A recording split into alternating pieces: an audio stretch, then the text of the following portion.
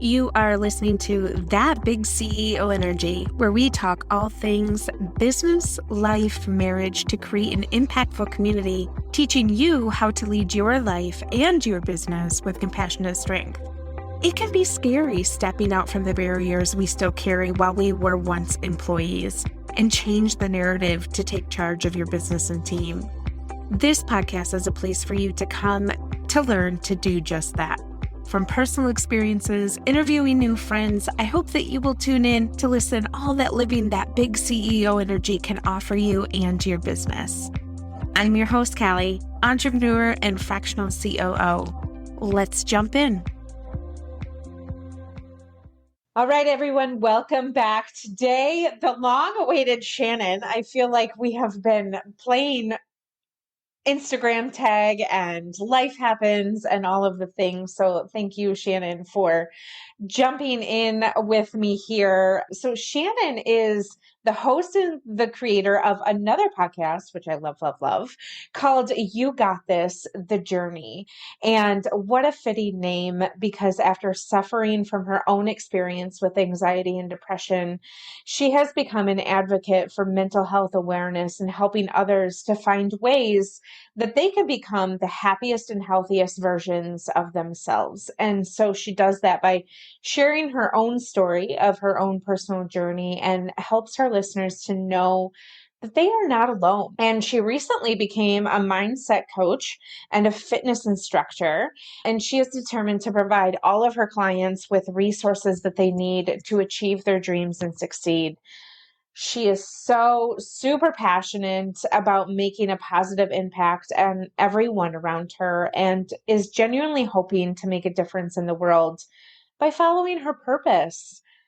Thank you so much for being here and also being so raw and so honest. If any of you do not follow Shannon, I'm just going to put in a shameless plug for her right from the jump because it is so deserving. And anytime that I seek motivation or just a smiling face, just know that I show up on your space. And I'm very terrible at liking people's things and commenting on them. I'm working on that. That's a 2022 goal. But I come to you because I just know that I'm going to be served with something that is so positive that I have no choice but to turn it around. And that is genuine. That is something that I have had on my heart that I wanted to share with you. So thank you for being light, especially in this deep, dark time of mental health, right? Because it's scary enough in and of its own. And then you pair that with a pandemic and you pair that with people trying to find what is a new normal, because we'll never go back to what is considered normal that we have. And it can be a really dark and lonely place, right? And so can we talk a little bit? I know that you are super willing to go off the ledge with me. So we're just going to go there if we can and talk about sort of you're suffering with anxiety and depression. How did you know? Like, that's my question for a lot of people, because I got to a point where like, I didn't even know if that's actually what I had, or if I was just sort of playing a woe is me card. Right. Right. So can you share a little bit about like, what was the thing where you were like, I think I have anxiety and depression? Yeah. Yeah. Oh my gosh. Well, first of all, I have to say just like, thank you so much for your kind words and everything that you said. Like I literally was like choking back tears because like my why is so important to me. And my goal is to just motivate and inspire people. So like to just hear that you get that from what I do, like that truly made my day. So I had to make sure I said, thank you so much. I was like, all right, get together. You got to talk about other stuff here. But yeah, you know, and I think exactly what you're talking about, where it's like, I don't know if I have anxiety. I don't know if I have depression. That's exactly why I decided to share my story and share my journey, because I went through that. And I knew that so many people during the pandemic were suffering with this too. So, you know, back in, March of 2020, we find out that we're going to be working from home for 2 weeks, and I know everybody can remember this. It's just 2 weeks and that's it. And everybody stay home. Okay. Now it's going to be 2 months. Okay. Now maybe 4 months. And then it got to a point where there was just no comeback date. It was just indefinite. Right. And so during this time, like so many of us, I started to get very, very scared. And it went from a level of just being afraid to debilitating. And, I had never really suffered from anxiety before, so I didn't really know what was going on. Like I've had anxiety when it comes to like getting on an airplane. Like I have anxiety about flying, but I didn't have it day to day.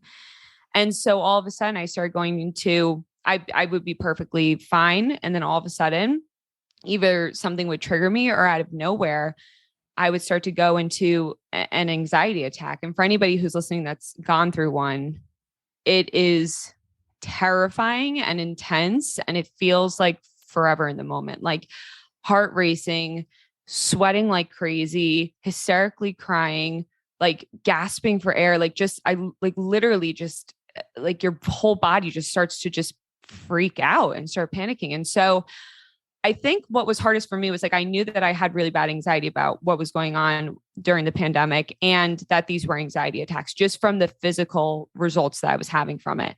But I wasn't facing it because I kept telling myself, well, what are you so anxious about? Like, yes, we're living in a scary world, but you're not sick.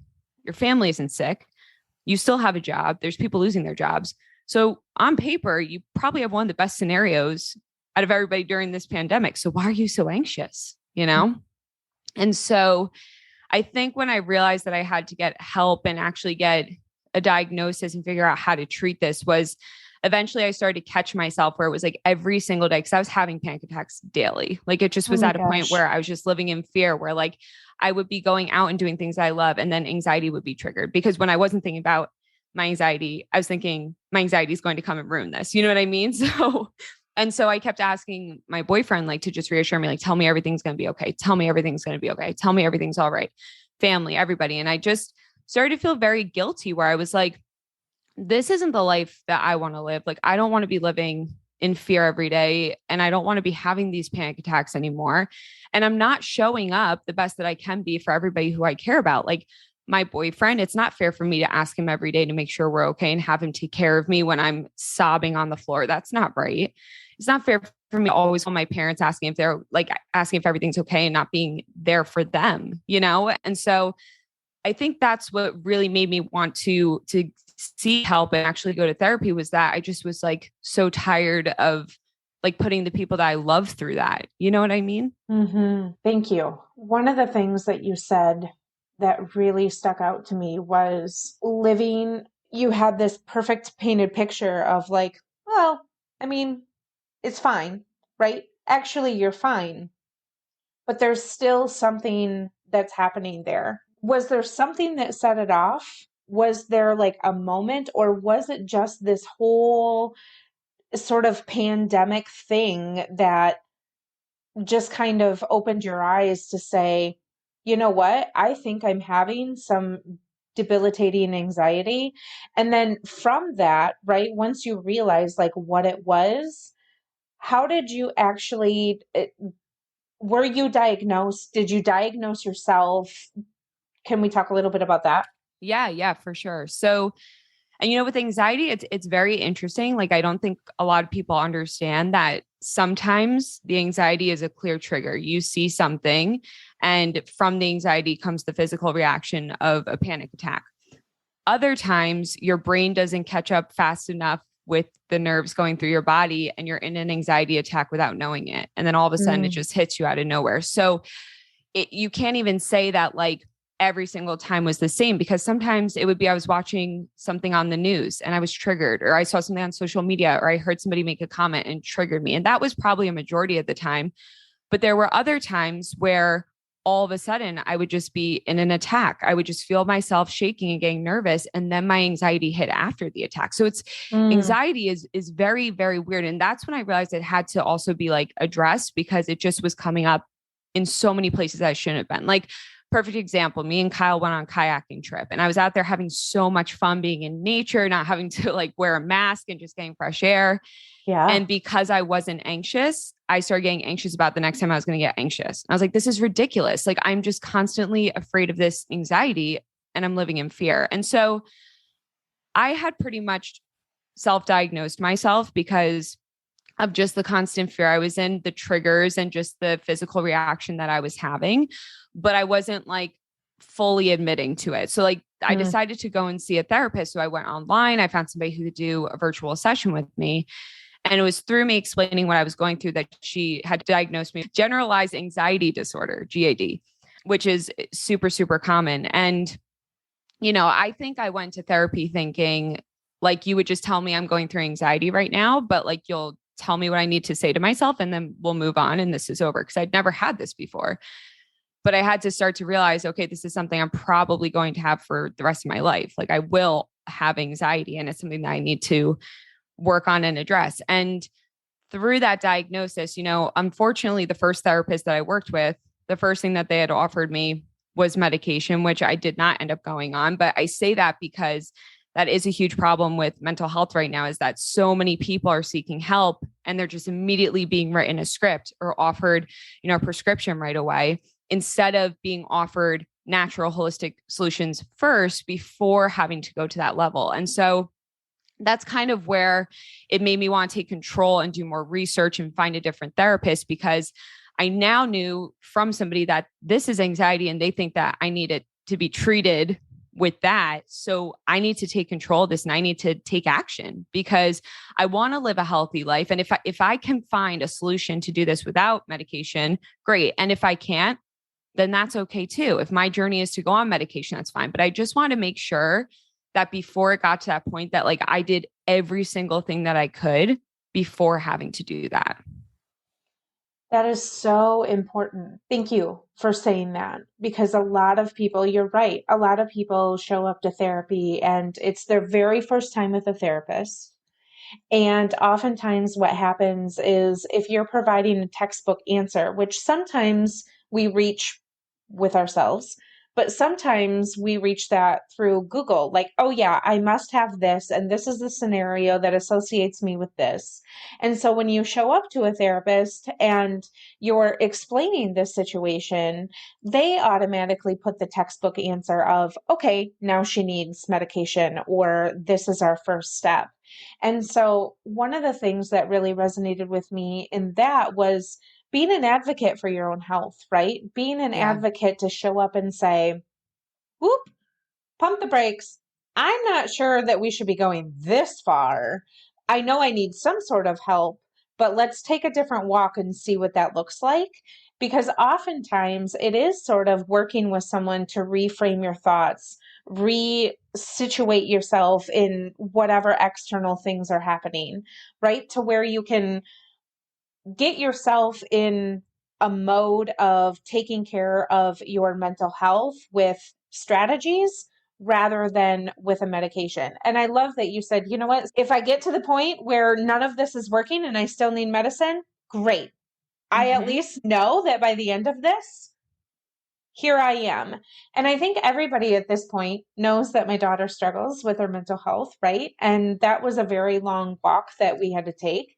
And how long do you think from the time that you initially realized, oh crap, like this is exactly what's happening? I'm having anxiety attacks. I'm on, depression track. I need to have help. And then when you got help to where you are now, how long do you think that took you? I would say it took about almost a year especially because since I was having to put in work with these other practices that I was doing, like it takes such a level of commitment every single day to stick to a routine and things that work for you. And it probably took about a year. And something else too is that like at the point I'm at now, it's not that I don't have anxiety or that I no longer suffer from these mental health issues. It's that I know that when I start to feel a trigger come on, or when I feel an attack start to creep its way up, like I have the tools in my toolbox to be able to fix that. And, something else that I just want to point out is like, you should be an advocate. Two things. You should be an advocate for yourself, for your health, because at the end of the day, you want to feel confident in the health decision that you had to make. You don't want to second guess or feel like maybe I should have tried this. Maybe I should have asked that. Like try Yeah. everything, see what there is for you. The other thing though, is I would pay attention if you are going to start therapy, like pay attention to the questions that your therapist is asking you. And therapy is like dating. Like you literally can date a million therapists until you find the right one. And it's totally fine. Like don't feel like, oh my gosh, like the first therapist, I'm not getting a good vibe. Maybe this isn't for me. Like then go and date and find a new one. But my first therapist, like she asked me the textbook questions, like triggers, symptoms, things like that. Right. She resorted right to going to medication. My second therapist wanted to know what my exercise routine was. How's my sleep schedule? What's my diet like? What are my relationships like? And it took it to a new level of it's not just like internally what's happening, but what are the environmental triggers that could be happening that are causing this as well? And I just had so much more, I don't want to say so much more respect. Like it's nothing against the first therapist, but it just meant so much to me that the second person I worked with asked those questions to really see if there was a natural holistic option that I could be trying out before medication. Yes. And the reason why I asked that question of how long it took, because I think oftentimes people think that they're going to show up to 6 or 8 sessions and they're going to have it all figured out and they'll be healed and life moves on. And that's not a mental health journey, right? Right. No. And I was too. And to be very honest and frank, when we started this journey with my daughter, I didn't know that we would be 2 years in and we're still having to decipher. Granted, she is a teen and there's a lot multi-layers to teens in the first place. And then you add mental health on top of that. But I think even as an adult, to have this conversation and just know that when you do find the right therapist, like that is some deep work that you need to prepare yourself for. But then also just be hyper focused and hyper aware that you may never come out of this fixed. You said it yourself. Like I was half expecting to be like, and we're here, like I've arrived. And what you found out was like, this probably is something that you've been carrying for a really long time. And it's just shown up in different ways. And now it's come to a head where you really have to address it. I really want people to hear that. And I really want people to understand that Shannon has worked day in and day out to be okay. Mm-hmm. Right? Because some days are not okay and other days are better than okay. But at a baseline, you're just trying to be okay. Thank you. Like I know I say thank you a million times, but like this is the exact conversation that I wanted to have with you because number one, you're open and honest, but then also like your modalities of the way that you show up is not all sunshine and rainbows. Mm-hmm. And I think that for people, it should be a goal, to show up as themselves, whether that's you're showing the not so great parts, but today's a great day. So I think that you do a wonderful job doing that. And now that we've sort of unpacked all of that, I'd love to take some time to help people understand, like you taking all of this that you've unpacked with yourself and now you've moved it into a business model where you're working with people hand in hand and teaching on how to use their mental health as true health. Mm-hmm. Instead of living in the mental side of things. So walk me through the transition that happened and how you sort of arrived in number one, the fitness space, but then also like, what does that look like right now? Well, it never was the plan. I'm going to start by saying that. Like, this was like, this being an entrepreneur is never the plan. That is so true. That is so true. I spent a lot of time working on myself and I started to do like daily meditation. I was journaling, gratitude practices, introducing an exercise routine, practicing breathing exercises throughout the day. And I just was on like a strict regimen of knowing how my day needed to start and like how to prepare myself throughout the day, like I was saying. And so while I was on this journey, I kind of just thought before I was diagnosed and before I started getting help was like somebody who just was in denial, like I was comparing myself to everybody else's story out there thinking like I didn't have it as hard. So I didn't have a right to be anxious. Like my life isn't as bad as somebody else. So why am I sitting here complaining and depressed and so upset? Like, and I just was so down on myself that I thought, you know what? Like there's other people who probably feel this way out there who aren't addressing their mental health issues, who are embarrassed and don't want to see a therapist because they think they're failing if they have to go and get help, which is not true at all. Like getting help is one of the bravest things you can do. And you don't need to have a problem to talk to somebody. You could just talk to somebody just to talk. And so I had all these feelings in me of just like wanting to like shake the people I knew who were going through what I went through. And I was like, I need them to know, like, it's so normal what you're going through. And I don't care what is going on in your life. What's going on in your life is going on in your life. It doesn't matter what's happening in somebody else's life. Like this is your experience. And so I wanted to be a voice that could help people during the pandemic know I'm going through this. Like I'm with you and I'm struggling.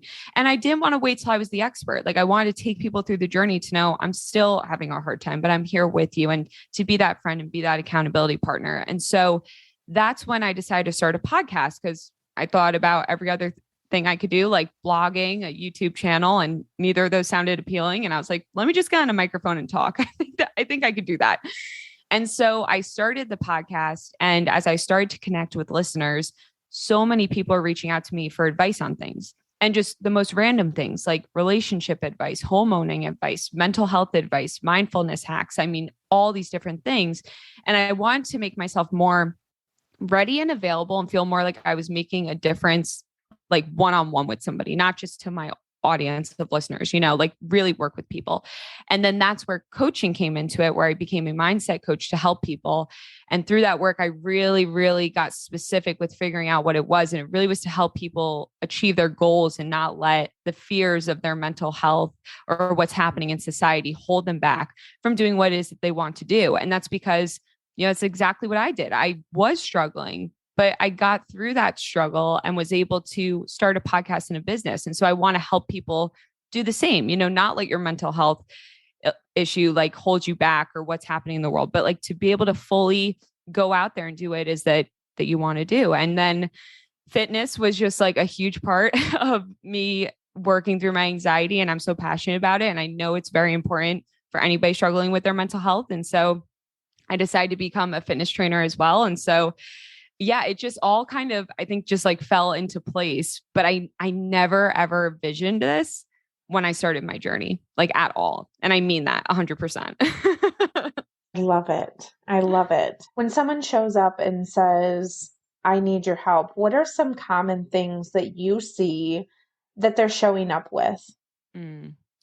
So which one do I start with first? Overwhelm or imposter syndrome? Because those are like the two biggest ones for sure. I think I'm going to start with overwhelm. So like a lot of people have a big goal of what they ideally would like to be doing, right? They want to write a book. They would like to have a podcast. They would like to start their own Etsy shop, just something. They want something of their own, And so many people think of this big dream they have, right? Reach for the stars. You want to have all the resources in the world, all the money in the world, everything, and be able to give your family a better life. But that feels so intimidating and it feels so out of reach because it's not part of your life right now. And you don't know how you're going to get there. And so people just give up because it seems impossible. It seems like, how could I ever do that? So I think so many people come to me where it's like, they're so overwhelmed and they just don't know where to begin.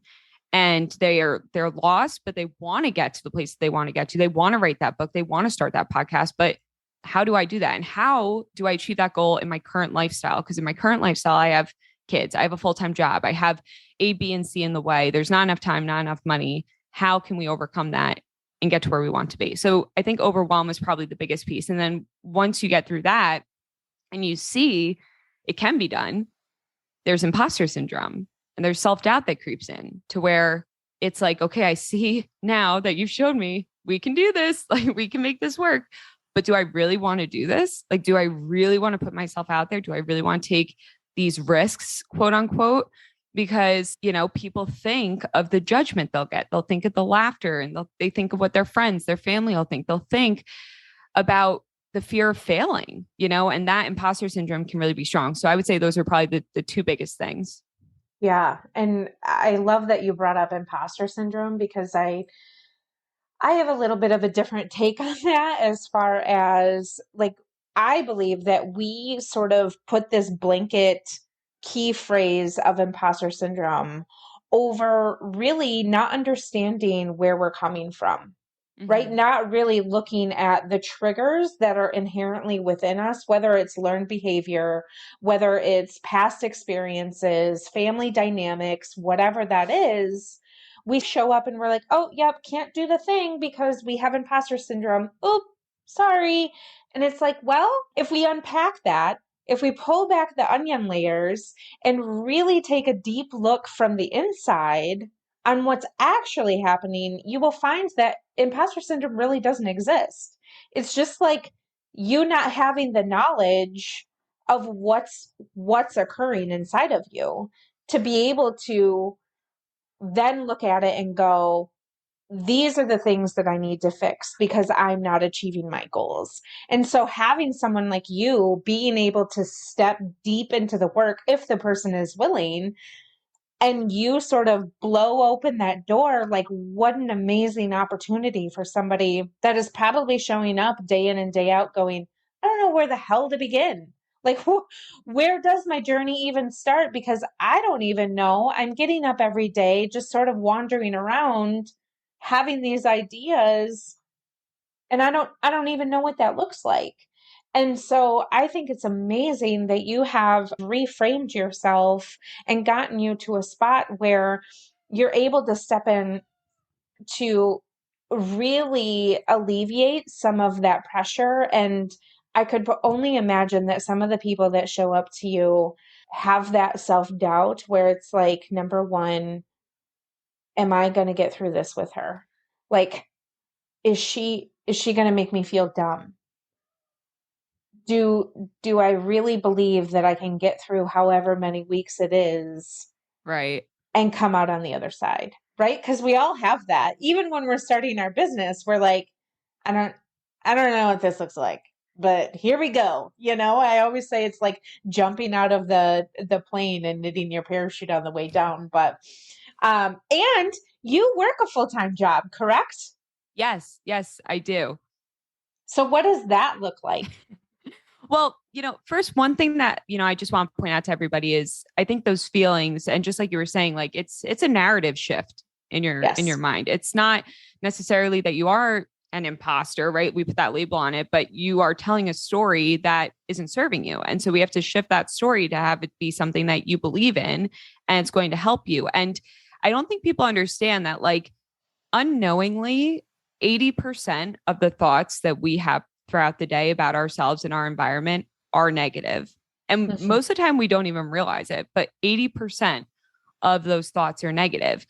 And so it takes some accountability and active work to shift that 80% to have more positivity. Because so many people, like if you were to take a notebook with you throughout the day and just log every time you said something to yourself, you would be shocked at how many times you were unknowingly mean to yourself. We ignore it. So a lot of times when these feelings come up, like this imposter syndrome, it is a buildup of so much time of us just not believing in ourselves. So I think that's like so important too, is like when, I work with people, like that is something too. It's like, it's really shifting a narrative that's been playing out for way too long. But yeah, I do work a full-time 9 to 5 job, and I am proud to say that because so many people that I like to work with are trying to do something in addition to their 9 to 5 job. So it's not like I'm somebody who's just a business owner and I don't get it. I don't get how hard it could be to be working full time. Like I do it too, So it's like I can totally relate to my clients on as well. But it is hard, but I do believe in balance. I know that this is such a controversial thing. There's so many people out there who don't think balance is a real thing or it's not achievable, but I think it 100% is. If you have clear boundaries, I think you can totally balance a side hustle, a 9 to 5, and a personal life. I've done it. So I just call BS on people who don't think balance is real. You have opened up Pandora's box because anybody that knows me or have listened to past episodes know that that is something I fervently preach, is setting boundaries. Whether or not you have a full-time entrepreneurship that you are running, or you have what Shannon is doing, having a full-time job and a full-time business, right? Because it's a full-time job also. Mm-hmm. But yes, let's call bullshit on the fact where people think that you need to be slaving away and working 120 hours a week for what? Yeah. For what? For your mental health to go in the tank? We're going to slow down the roll on Callie on that. But I'm super passionate about that because, when you get people like Elon Musk who shows up and they write a book about the 40-hour work week is dead, that's fine. But not everybody is trying to be a billionaire. Yeah. Not everybody is trying to stand on the top of the mountain. Some people are just trying to make it through their damn day, right? Mm-hmm. And some people are just trying to turn their passion into profit. And whatever that looks like you said, setting clear boundaries is not only a demand from you, but it's required in order for your mental health to stay completely intact. So let's talk all about the boundaries. Unpack that. What do those boundaries look like for you specifically? Some tangible sound bites that we can give all the listeners that are looking for, like, clawing for the boundaries. Yeah. Well, first thing I want to say is that the only reason I have boundaries now is because there was a time where I didn't. Yep, so, so you have that's to how you know, find like, them. exactly, exactly. You have to know when, like, it's not working for you anymore and there needs to be a change. And, my 9 to 5, like before the pandemic, before this journey with my mental health, I was on the clock nonstop. Even if I was on PTO, I'd work. Even after hours, like 7 or 8 o'clock at night, I'd be watching TV. And if I get an email on my phone, I'd still answer it. And I was just constantly, constantly on. And I didn't have a boundary with work. And then after I struggled with my mental health and I realized that I was burnt out, I mean, that's a whole other conversation. But there were so many changes I had to make in the way that I was treating my time with my life that I knew like I had to introduce boundaries. And so when it comes to my 9 to 5 job, and I think this is so important for anybody, like I have a very clear start time and end time for my day. Like I will not answer an email or get on a call prior to 8:30. Like I just won't. I used to do that, but I just won't. I won't check emails before then. It's not happening. Everything can wait. Nobody's dying in the industry that I work in. Yeah. And then same thing with the end time of the day. 5 p.m., I'm done. Like I am not going to answer an email or answer a phone call. Like that is the time that I've set to this career. And I don't need to be going beyond my means to for this job and to hurt my mental health. So knowing your start and end time, I think is so, so important, and incorporating breaks throughout the day. Like if you need to get outside and go for a 5 to 10 minute walk, like your company will allow you to do that. And I think we're all so afraid of like getting in trouble or doing the wrong thing or like not being available all the time that we don't prioritize ourselves the way that we should. So it's so important to find those breaks throughout the day to go outside, get fresh air, or like, I don't know, just take a break, stretch, breathe. I mean, anything, just get away from the screen. And I do have to set the same kind of boundaries when it comes to my entrepreneurship as well, is I do have to have strict start times and end times and how many interviews I'm doing a week and what each day will be of the type of work that I'm doing. And that kind of helped me too, to like map out my goal setting program for my clients, was knowing how I have to achieve my goals. And I kind of have used that to do the layout for my 6 week program. Is like, it doesn't have to all be done in one day where you're working till 10 o'clock at night, right? Like we can find small achievable goals to get you better success with that big goal at the end of it. Yeah. Creating a framework for yourself where you know exactly what you're doing day in and day out really is super helpful in a mental health journey, right? Because Mm-hmm. when you have clear boundaries for yourself and clear check-in processes, when you walk through all of the other messy stuff that is sort of circumventing the mental health, pool that you're living in, you're able to say, okay, from this time, this is what needs my attention, and sort of work through like when those things ebb and flow during those times, like what's triggering that, right? What are the things that we can be objectively looking at and going, okay, I notice like when Susan emails me every day at 10 o'clock asking for the same thing every day, like that's a trigger for me. You know what? So I'm going to check my email at 10:15 because Susan's not getting me at 10 o'clock today. So like all of those little things, I'm sure that you work through with your clients to say, like, what are the actual triggers that are happening through your day to day? One of my other questions is when you set up your plan and you get through the end of your day, do you find yourself laying in bed and allowing your head to just keep rolling in the ideas? Oh And my if you gosh. Yes. and if you do that, is there anything special that you do to, like some people put a notebook on the side of the table? I'm just curious because I ask almost everybody this. Oh my gosh. Yeah, this is me. And I don't know if you know your Enneagram, but I'm an Enneagram 3. So it's like my brain's just like nonstop hustle bustle mentality. And so I really have to be careful and make sure that I'm shutting off. But sometimes I do get a burst of creativity. Like this would be a great next like podcast topic. This would be a good blog post, content, blah, blah, blah. And so I just make a note. I'll just make a note in my phone and that's it. Like it doesn't have to be done at that moment that the creativity sparks. And yeah, I'll just make a note of it. Or if I have my notebook with me, I do have my Lily Pulitzer notebook right here and I'll just write it down real quick. But yeah, I don't give my full attention to it, but it's like, okay, there comes the thought. There comes the idea. Let's pack it away and we'll take care of that tomorrow. Tomorrow's another day. Tomorrow's another day. Absolutely. What do you utilize for goal setting? So I actually, I'm really not trying to promote here, but I have a workbook where it's a 6-week goal setting workbook. And so what I actually used it this year, this is my first time using it because it's the first time I've done this program. And so you find your goal and you create your goal statement, which is backed by a power why and your objective of like what it is that you'll achieve this goal when you hit, A, B, or C. And then you break it out into 6 weeks of goals. And then those 6 weeks are broken out into daily goals. And so doing that framework, like I want to write a book. And so I decided to try it with this workbook. And it's like, so helpful because I think so many people, like when you have a goal, you go in and think, I want to do everything 100%. Like tomorrow I'm going to write my first chapter. It's like, whoa, whoa, whoa, whoa. Like, let's take a step back.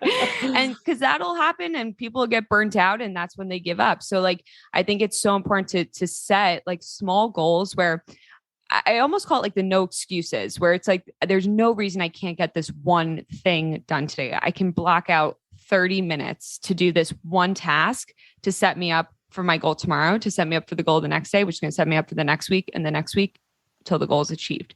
So I'm currently using my workbook, but in the past, if nobody wants to get that, I have used Trello and Trello was super, super helpful. I love it. How do you think this goal setting, just even in general, has transformed the way that you think about yourself, both personally and professionally? Ooh, I love that. I've never been asked that before. You know, personally, I think it's helped me to really identify where my roadblocks were in the past of like what's been stopping me and what's been holding me back because I've gone through times where I get like so intensely passionate about a goal that I go full out with it and then procrastination creeps in and I start to do other things and I get scattered brained, like confetti and fireworks are going off and I'm just trying to do everything all at once. And so personally, it's really helped me to identify like what hasn't been working for me in the past and to set me up for better success going forward. And then professionally, it's really helped me to like stay on track with like what is a priority and what needs to be done. Like, and it's the same thing as I'm saying, like personally is like, I think professionally, I had so many big ideas. There were so many things I wanted to do and I was trying to do everything all at once. And that's very overwhelming. And I think I even had a little bit of burnout there. So it's helped me to be more organized and not feel like I have to do every single thing that I want to do on one day in 1 hour. Yes. What are some big things that you have happening this year? Where can we find you? I obviously have mentioned Instagram. That's where I find you and your podcast, of course. But what do you have going on where people can show up and get connected with you? Yeah, so I joined TikTok as well because I just I just love I'm going to TikTok. stalk you there. I'm having so much fun on there. But Instagram and TikTok are like my two main things right now. I have my podcast, You Got This, The Journey. And my Instagram and TikTok handles are at You Got This _ The Journey. But I am looking to do some more speaking events this year. So I was reached out to do an event coming up. Don't have a finalized date yet, so I can't really share much on it. But that and just my goal setting program, that's really like my two main focuses for this year. And you do have a freebie that people can get, right? Yes. If you sign up for my newsletter, the link is in my Instagram bio. You will get my free 10-step guide to becoming a morning person, which is something I am super, super passionate about, just because of the studies I found of how morning routines are more effective than evening routines, and how I used a morning routine to get in all those mindset hacks I talked about, like meditation, journaling, exercise, and everything. So if you want to become a morning person to, introduce a routine that's going to serve you, I think it's a really good guide. Thank you. The final question. What do you know for sure? Nothing. That's the answer. I hope nothing is for sure. You know what? I spoke about this on my podcast the other day. Somebody asked me a journey or question. They said, like, what has been something you learned most about this journey, and what's something that's hurt you most on this journey? And I feel like it kind of answers the question that you asked too, because I don't think anything is hurting me, and I'm not really expecting anything anymore. I just have a very open mind that, like, something that I'm going through is setting me up for the next step. Like, even if it's good or bad, like, I have to go through this moment to get to the next place that I have to be. And I think when you have a growth mindset, you just don't care that you don't know anything. Like, nothing's for certain, That's probably the most powerful thing I've heard today. Oh, I love that. Thank you for sharing that. Absolutely. Well, thank you so much for being here and sharing your heart. As always, it's always a joy to see you and share the same space with you. It just lights my fire. And I hope that everyone listening has gained a little bit of knowledge of what it's truly like to walk through a mental health journey. And if you are struggling, reach out to Shannon. I'm sure she can point you in the right direction if you are struggling with what to do first. And most importantly, be kind to yourself and love on yourself, and follow Shannon, because if you are just looking for a beacon of light, she's the one to give it to you for sure. So Shannon, thank you again so much. And we'll see you around, number one, Clubhouse, because we both love Clubhouse, but also we'll see you around Instagram. Yes. Awesome. Well, thank you so much for having me today. This was incredible. And I thank you so much for giving me the chance to share my story. Absolutely. Thanks for listening to That Big CEO Energy. If you heard something today that helped you, I would love it if you would leave a review and share it with your friends. This helps more people like you become inspired just like you are. If you would like to learn more about how I can help you streamline and position your business for growth, or lead your business as a CEO, feel free to jump into the show notes with all of the links to find me, and don't forget to head over to Instagram so we can be pals.